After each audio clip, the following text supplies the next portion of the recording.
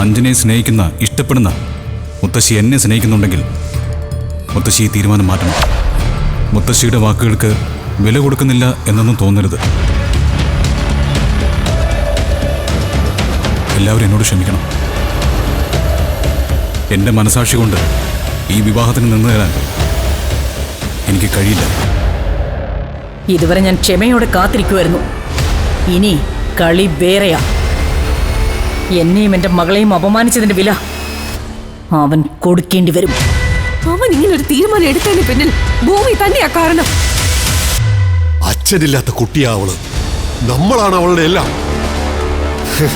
അവളെ ഇങ്ങനെ വേദനിപ്പിക്കാൻ പാടില്ലായിരുന്നു.